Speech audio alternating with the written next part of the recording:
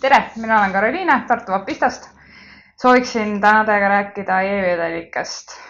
Mis on e-vedelik, mis seadmetega võiks kasutada erinevaid e-vedelikke, millest koosneb e-vedelik? E-vedelik koosneb siis VG-st ja PG-st. VG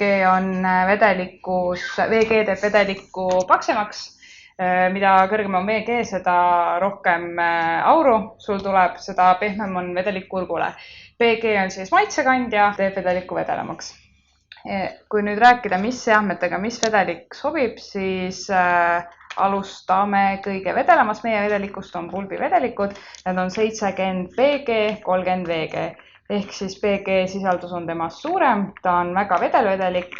Seda võiks kasutada siis sellist, ütleme näiteks EgoIOS on väga edukalt, saab seda kasutada ka Puhkeiksis, Nautilusixis ja nii edasi ja nii edasi.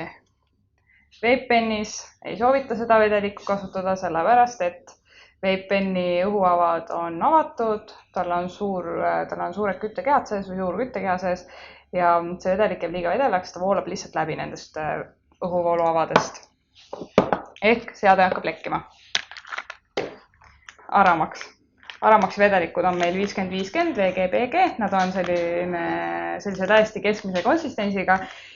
Ka pigem soovitame kasutada sellistes pulgamtüüpi masinates samamoodi, mitte pigem Vapepenis, sellepärast et endiselt Vapepenni jaoks võib see ka liiga vedelaks jääda.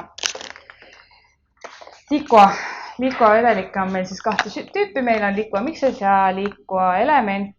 Elemendid on kõik 50-50 VG-PG, liikua mixes on 0 milligrammi, 12 milligrammi ja 18 milligrammi kangusega vedelikud on siis 50-50, 3 milligrammise ja 6 milligrammise kangusega vedelikud on meil 65 VG, 35 PG ehk nad on natukene juba paksemad ja ka võiks siis sobida siis sellistesse masinatesse nagu Vapepen, Babybeast. Liigume siis järgmiseks Furiosa juurde.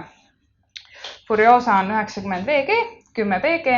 Furiosa on siis päris paks vedelik juba. Teda saab väga edukalt kasutada erinevates RDA-des või siis aurustajates nagu näiteks Babybeast, Vapepen, Atlantis Evo, Melo 3 Mini ja nii edasi. Furiosa puhul on see, et kui me ennem rääkisime nüüd, et liiga vedelad vedelikud ei sobi teatud masinatele, sellepärast et nad jäävad liiga vedelaks, siis liiga paksud vedelikud ei sobi samuti masinatesse. Ehk siis, kui te tõmbate või tahate tõmmata Furiosat EgoIOga, siis arvatavasti see jääb liiga paksuks, ehk see põletab teie küttekeha lihtsalt läbi. Ilmselt mitte kohe, vaid pigem kiiremini kui tavapäraselt. Et lihtsalt ta jääb sinna küttekeha tahtidesse kinni, ta ei aurusta enam läbi ja küttekehale tekib selline ebameeldiv kälsamaitse juurde.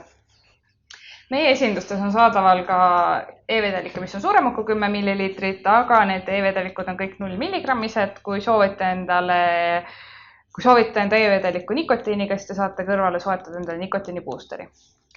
Esimeseks räägiks siis Survivali e-vedelikest. Nemad on siis 50-50 VG-PG, sobivad nad enamus seadmetele. Siis on veel Comic Choice'i saari, mis on samuti 50-50. Liigume edasi Matt Cool, 70 VG, 30 PG. Tema kõrval on siis element